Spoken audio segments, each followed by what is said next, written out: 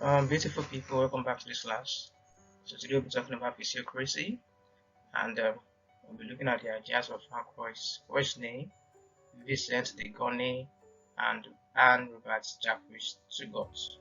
Okay, so what our lesson outcomes? We have introduction to physiocracy, what caused the emergence of the physiocrats, principles of physiocracy, and then we have an assignment. So it looks short and pretty straightforward. So let's introduction. Alright, let me just briefly explain what physiocracy is. Physiocracy developed as a result of the negative implications of mercantilism. Mercantilism was one that was the era of economic thought that we did in the last class, talking about the economic ideas that existed between the 16th and the 18th century. Okay, so towards the late 18th century, the physiocrats also came up with their own ideas, and they countered the principal things that the mercantilists were promoting, which is international trade. They countered their method of trading, their ideas of trade, their perspective of trading, and then they also countered billionism. They've been emphasizing that what makes a nation wealthy is not the accumulation of precious metals like gold and silver, but agriculture. So their own focus on what makes a nation wealthy is agriculture. Okay, so now let us just go into the introduction and then I begin to read. Physiocracy was developed by a group of French thinkers during the Age of Enlightenment in the 18th century. So physiocracy is the second half of the 18th century. So I've specified that there. So in case you have maybe multiple choice questions, and then you have mercantilism started when the physiocrats came up when, and you have Age of Enlightenment, so you should be sure, okay, what part of the Age of Enlightenment did each of these schools of thoughts or schools of economic thoughts spring up. So which immediately preceded the first modern school, which is the classical economics, and that's even the era of economic thoughts that we are going to cover after this particular class. So the physiocrats came up. So so we had mercantilism, then physiocracy, and then we're going into the classical economics, subsequently. Okay, um, let me just read the whole thing again. Physiocracy was developed by a group of French thinkers during the Age of Enlightenment in the 18th century, which immediately preceded the first modern school, the classical economics, that began with the publication of Adam Smith's The Wealth of Nations in 1776. So if you were asked that what is the first modern school in the history of economic thought, so that is classical economics. But if you are asked that what is the first scientific school, okay, or what is the first scientific school of economic thought, that would be physiocracy. We'll get into that and you're going to see it. Now, the proponents of this era of economic thought call themselves economists, or maybe economists, okay, but are generally referred to as physiocrats in order to distinguish them from the many schools of thought that followed them. So if you call yourself economist, what should we call that people? So maybe a question might come around and ask you to discuss the ideas of the economists.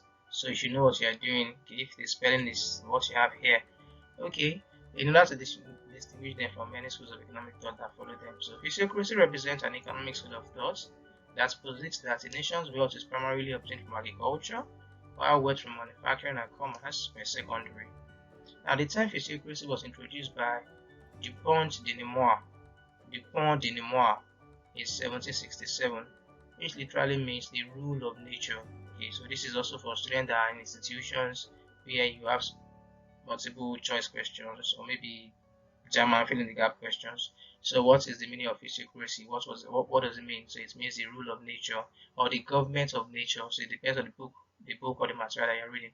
So it took particular care in explaining the social welfare implications of the physiocratic policy positions and insisting upon their universality of application. So he wanted everybody to be a physiocrat, every economy to be uh, physiocratic in nature. Although most of their principles are now redundant, the physiocrats are generally referred to as the first set of people that apply scientific methods in economic thought. And the reason for that was because of what Francois Quesnay did in his circular, in his table economique, like economic table. Okay, so in that economic table, we'll get there. So let me just explain it a little bit here. that economic table was he sat down and then he got evidence. The other schools that have been treating, they were more of ideas. They're just talking about ideas, then observing their circumstances. They didn't really collect data. Okay, but in this particular school, Frank was personally collected data in trying to explain how the economy works. So he was looking at, so he did something that I can call national income accounting. Okay, and he collected a lot of data to explain his point as to show us that agriculture is the producer of wealth, you know, in any given country. So that's why they call this school defense scientific school, because he applies scientific method of data collation, data analysis, and so on and so forth. So that was kind of empirical. So it's not just observing, because if you were to observe that rain is falling here, so can I see that rain is falling in the southwest? Okay, like, so it's kind of small. So like, how can I just use the area of Nigeria that I am in now, a part of Lagos, and then say that rain is falling in the southwest? So, but if I happen to collect data, rainfall data in the most parts of Lagos today, and then I realize that rain fell everywhere this morning, so I can then say that okay, the southwest, that's if Lagos happens to be the only southwestern state in Nigeria, and the southwest experience heavy rainfall in Nigeria today. Do you understand? So that was the kind of thing he did. It was empirical in the development of his table, even though the table was not really correct at the end of the day. You understand? In contemporary argument.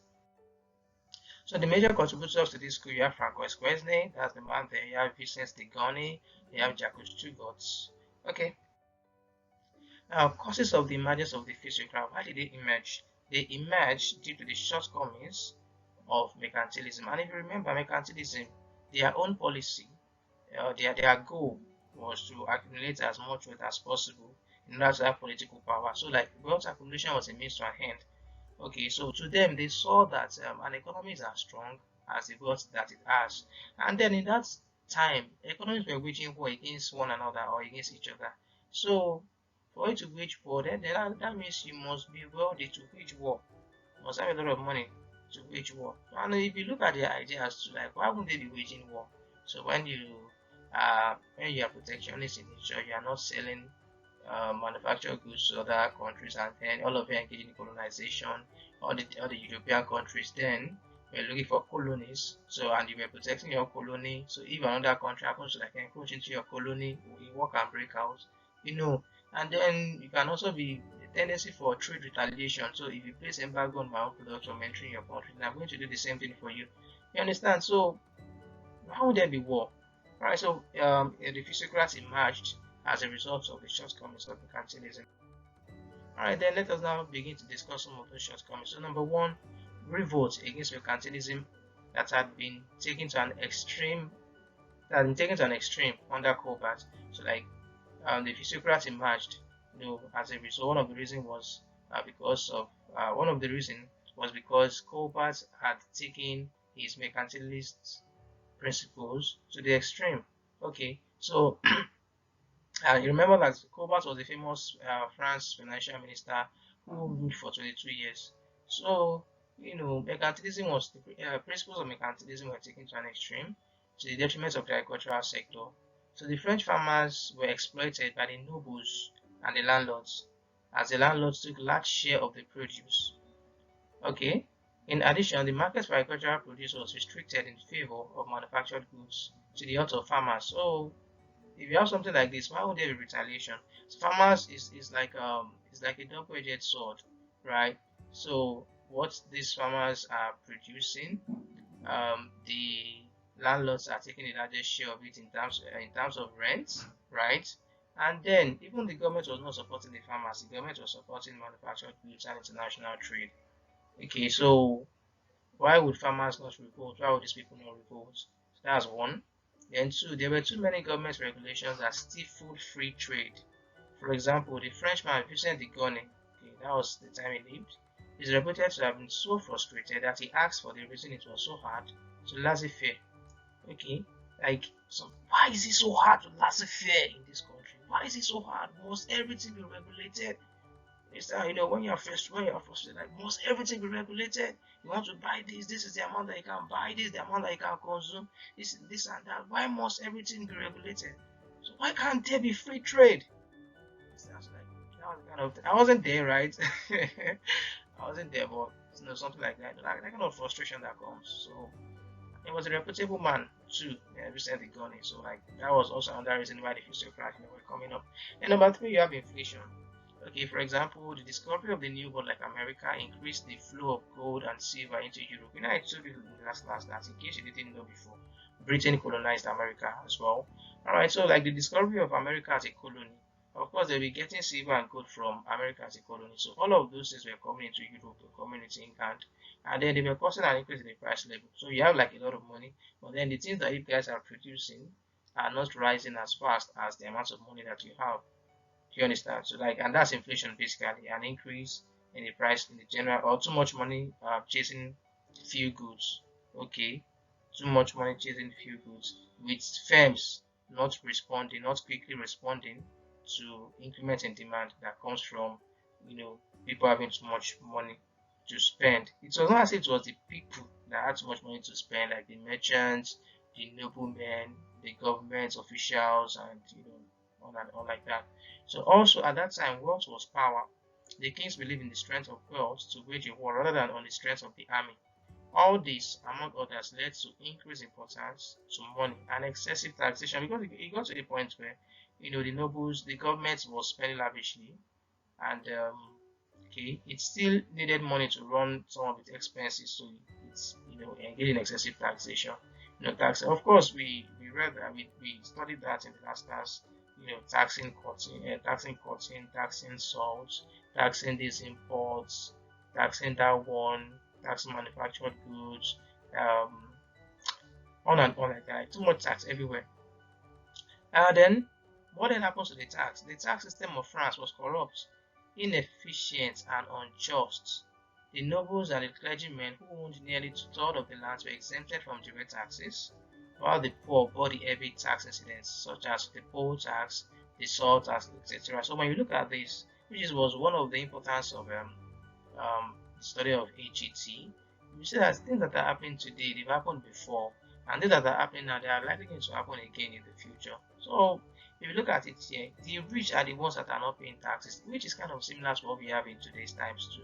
The rich are the ones that are being exempted from taxes, or the rich are the ones that are able to avoid the payment of tax, and then the poor are the ones that are paying the taxes.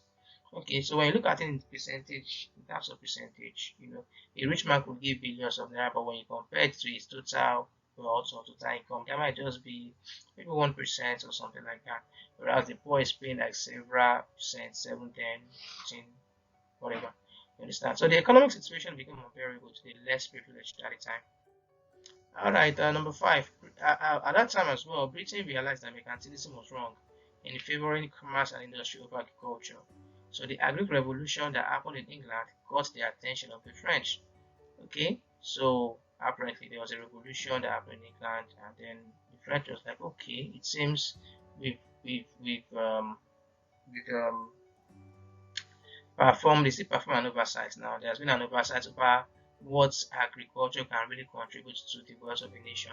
So like we had done a mistake in assuming that it was going to come from trade, and like agri can contribute significantly to the wealth of a nation. When you see some agri revolution, so probably technologies were coming up, agri farm technology, farm practices, and different things that was making agri very productive around there, and then it caught the attention of the French. Okay, so the physiocrats were able to rise up and say that you can see that the wealth of the nation comes from agriculture. Okay, so not from all these things that people are saying, all this material stuff.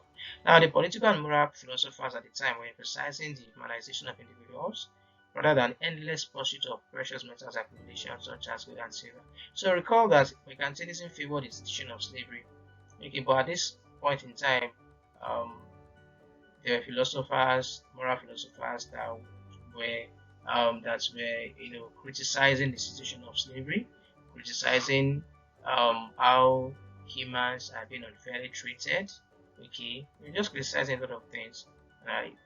You are just placing too much emphasis on things, on material, on just gold and silver.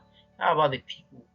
Okay, how about the people? The development of a nation is to a large extent depends on the quality of its populace. So how about the people? And you guys are just chasing material things. So like people started coming up then and they were talking about the importance of treating people well, like respecting people, and not that the people were not respecting like their professions and not humanizing people and all of that. So these things and probably some other factors led to the emergence of the physiocrats.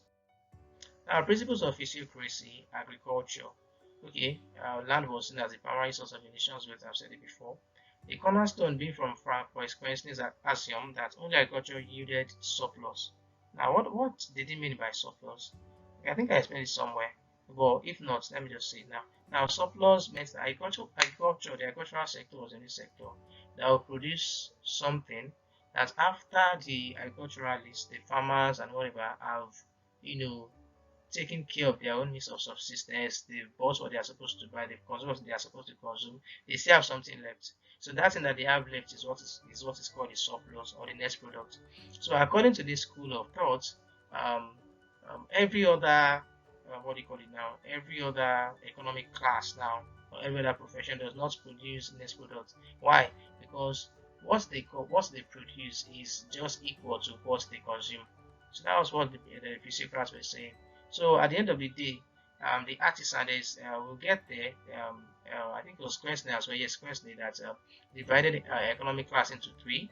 So we have the proprietary class that just contains the landowners, and then you have the productive class that's talking about the agriculturalists, the farmers, the laborers on the farm, and then you also have the um, the sterile class now. So those ones are the people um, they are kind of seen as unproductive. Now the merchants, it includes the merchants, the artisans, industrial workers like craftsmen and all of those people. So that's it. So the physiocrats were saying that if you look at all of these people now, it is only agriculturalists. Okay, it's only that productive class that produces net product. But others, whatever it is that they are producing, at the end of the day, they consume something that is equal to that amount. So they don't have anything left behind. So the goal of any particular country is to find a way of maximizing the next product that only agriculture was providing. So if you think about this thing, it looks crazy. It sounds crazy. Like what happened? Like we just read some of these things and be like, how did you believe these things that time? But you can't just criticize these people because they were responding to the situations of their own time. Do you understand? So what made sense in a particular, what is making sense now may not make sense in the future. Do you understand? So at a point, when you're giving birth to your male, your female, that makes sense. But now, I don't know when you're going to be watching this video, but now you can turn to a male if you're giving birth as a female and do surgical operations and then turn to a male. If you were male, turn to female. You understand? So some time ago it didn't make any sense, but now to some people it makes sense, and in the future who knows if it is still going to make sense. So like you know, so that's that. Anti-inefficient trade. The mercantilist principle of trade surplus assumes the country possesses more tradable resource than is required for domestic consumption. So for you to trade, that means you have more than enough for you to trade. So the physiocrats were saying that the mercantilists kind of believed that they had trade surplus. That was why they were trading. But France, as Quincy argued, lacked the colonies to produce semi-finished goods. Like they did not have colonies that could produce this semi-finished and manufactured products for them. Unlike England's colonies, as France's main colonial presence were in the Caribbean, southern North America, and Southeast Asia, and they were agricultural based, right? So hence, France's only excess commodity was food. I corrected this yesterday. I don't know, it still changed to good. The France's only excess commodity was food, and consequently, export of manufactured goods yielded less wealth. So what you have the most that you can sell is a primary product, but then you're emphasizing on manufactured products. So that was like that's like misplaced priority. Okay, so the physiocrats were against that. So it is important to know that consciousness wasn't anti-industry; it was only being pragmatic about France's not founding an economic prosperity on a weak industrial base. So your strong point is agriculture. Yes, you have a strong industrial base, looking at your colonies and all of that. But then you're saying that primary product should not be exported, only manufactured. But you're not even really good at this thing compared to other countries like as made like Britain. taking land.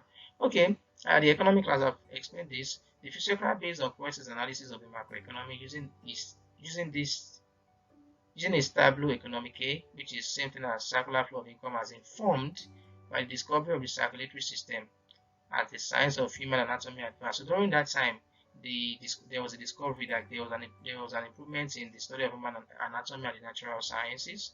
Okay, and people like they discovered circular flow of blood. So like he got the idea from there and then developed something like I call it like a circular flow of income. I will show you the table. You see the table. Okay, and there he identified three economic classes we can call economic movers. The productive class, I mentioned it's agricultural laborers and farmers. The sterile class, talking about the industry, is like the unproductive class now. Like the two of them are even unproductive generally. Sterile and proprietary. Okay, according to this school of thought. So you have under sterile, you have industrial laborers, artisans and merchants, craftsmen, and whatever is not agri, and whatever is not land ownership. And the proprietary class who are appropriated in next product as rent, that is landowners. So incomes flow, so like circular flow of income, the way blood is flowing to in the human body. So incomes flow from sector to sector and from class to class, and thus class to class. So principles of history. So this is the table. I'm not explaining this table, so it's not as if you are going to be asked to draw this table in an exam or something. Okay, the proprietary class is the first economic mover. Okay, because they own the land they rent out to the farmer. So for a productive action to take place at all, since we are saying, since they were saying that agriculture was the only thing that produced net product, so somebody has to give the farmers the piece of land. So renting out the land is the first activity that you are doing in the production process. That's why it says that the proprietary class, the landowners, are the first economic movers. Okay, and they also buy from other classes. So by the time they get their share of the net product, by the time they get their rent from the farmers, so they spend their money on things they buy from the artisans, things they buy from the craftspeople, things they buy from the merchants. Maybe the merchant was able to import something that was very nice and he wants to buy. So like they also buy from other classes, and they buy from farmers too. They buy food, from farmers as well. Okay, the bottom line of the national economic analysis that the table entails is that only farmers created surplus, having paid rent and purchased non-agricultural products from the merchants and the artisan, while the others spend as much as they get in purchasing goods from one another, therefore having nothing left eventually. That is no net profit. I've explained that before. Number 4, laissez-faire economy. Let them do. That's not laissez-faire. Let them do. Now, the physiocrats were against the too much government intervention in economic activities in support of the mercantilists.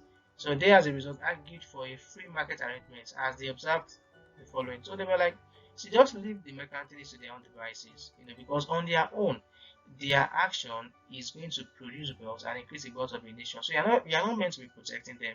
People that are pursuing money, so on their own, they will find what they are pursuing. So leave them alone. Okay, and then of course it was going to lead to higher labor productivity. See, because you are intensifying your efforts at gathering silver and gold. So like you have to be productive. Yes, I have to be productive about it. And then the manufacturing aspect as well, because what the country wants is as much wealth as possible. Okay, so which means that the manufacturers have to produce as much as they can produce as possible. So like automatically mercantilism of its own by its own accord is going to lead to an increase in labor productivity. So like government doesn't have to like be doing anything, okay, for them. So the government was typically seen as parasitic, earning off the economy, not being a part of it. So eventually, the government does. It's not as if the government is engaged in the productive activities of the states. That's what they are saying. They are not involved in the economic activity. You are not the one that is doing the production. You are the one that is doing the buying and selling. So I'm more or less like a parasite, just feeding off, whatever wealth that is being generated by the mercantilist. So like, just stay off. Just stay off and allow mercantilists to do their thing. And number 5, private property. The physiocrats were in support of private property. Individualism won't function effectively without it, of course. And I don't think I should go too much on this. I was talking about it in the medieval school of thought. That's the ancient school of thought. In case the question comes that way, I should talk about the medieval school of thought. So that's the ancient school of thought. Okay. So they were support of private property. That individualism won't function without it. In fact, they stated that the proprietors, that is the landowners, should be paid 2/5. That's 40% of land surplus. Hence, if the farmers do not pay 2/5 of the land surplus as rent, then the land should be seized. So it was not as if they were saying that the landowner shouldn't get anything, but then there is like, a ratio, there's an amount of what you are supposed to get. All right. Then diminishing returns and finite wealth. So this was from Jackie Stugot. All right, talking about land. So when you continue to add different variable factors onto a fixed factor, which is land, okay. So at first you'll be experiencing. So that I think that's what people don't really get. At first you'll be experiencing an increase in output, like output will be increasing at an increasing rate. Then it begins to increase at a decreasing rate. Then it becomes constant, output doesn't increase again, and then it begins to fall. Alright, so that's, I think I've explained it in one class before, that's the difference between law of variable proportions and law of diminishing returns. The law of diminishing returns is the last part, so where output is eventually falling. So when you add a variable factor continuously to a fixed factor, okay, maybe you add labor to land now continuously, and then the law of diminishing returns is saying that output will eventually fall. But for variable proportions, it's variable proportion, like it's happening at different proportions. Okay, the first proportion kind of is that, okay, output would increase at an increasing rate. That's like the first proportion. Then it increases at a decreasing rate. Then it becomes constant. Then it falls. Like you have the variableness, like 4 stages like that. All right, and we also have investment capital. So part of their principles was that they supported the investment capital. They saw capital as something that should be recognized, because I look at it now. Questioner and Tugos recognized the importance of capital in production and advocated the use of retained profits to raise productivity. That is, after farmers, have farmed and everything and whatever it is that they are doing, so they should a part of that their net profit should be left to be reinvested in the following year. So because you have to like pay your workers, you have to give them food, you have to eat and whatever like that. So let me say eat. So you have to pay your workers, you have to like sustain the business. That's what I'm saying, before the next harvest. You understand? Sustain the business for the next harvest. So like you should keep some things. So that's like the importance of capital. So that's like retained earning, and which is you know talking about capital like that. Okay, and according to Trigot, the use of capital is associated with risk and opportunity costs, and as such must earn a reward. I think this is talking about the monetary aspect now, because I can't call land capital, right? So let me, somebody needs money to run a farm, and you lend the money out to the person. So Trigot is saying that it supports them paying interest on the money, because it is risky for me to give you my money for you to use to run a business. The business might fail, right? So it is a risky thing for me to do. So, and as a result of that risk, I should be able to get something for my risk. I should be paid for my risk. So then there's also the aspect of the opportunity cost of things.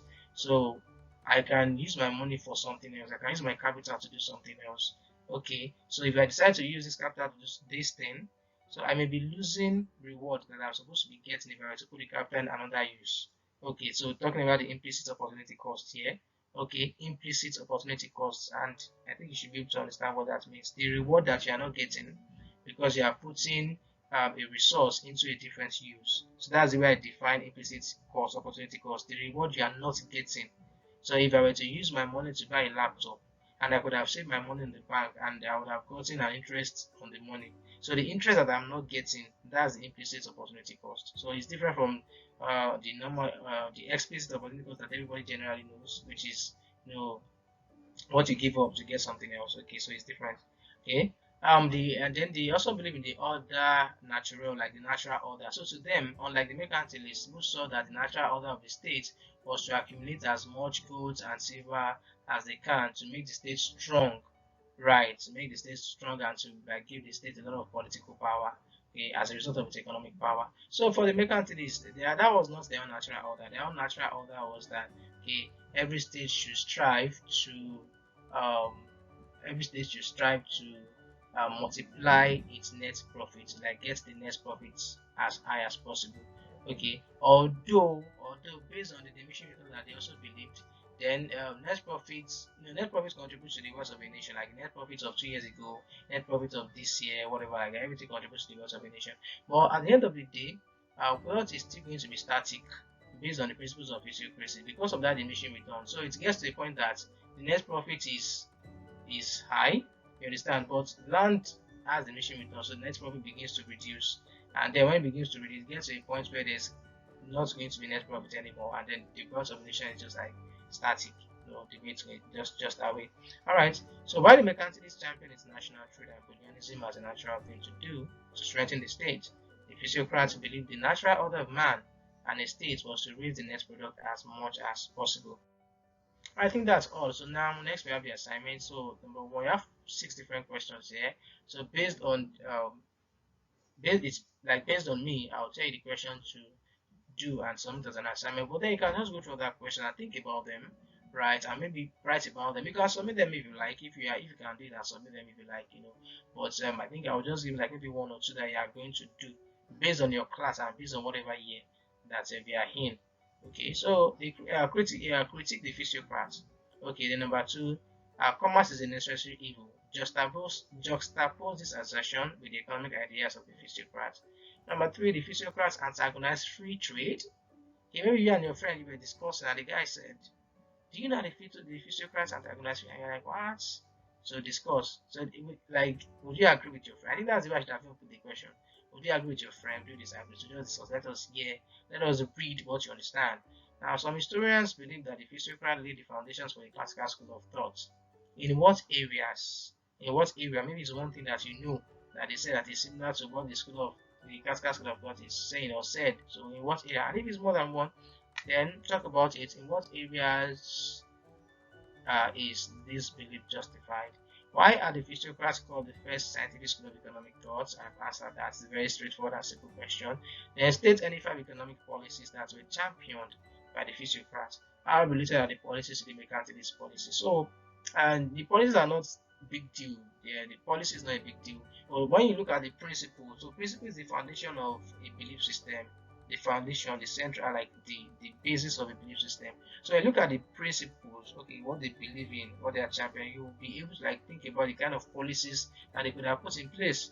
You understand? So if you look at mercantilism, for example, because of what they believe in, of course, some of their policies would be what um, um, population control policies.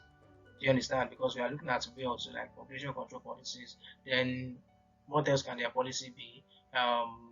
Low tariff on exports, then high tariff on manufactured imports. All of those things. So like that's just the way it is. Look at what this person is championing, the idea this person is championing, and then what policy could the person have brought out from that? And besides that, you can just read, just do additional reading to see the policies that is cool. Because what is important, one thing that is important about this course is that we're talking about the people, um, the circumstances that brought about their principles or ideas, and then their policies. Okay, so that's it. See you when I see you.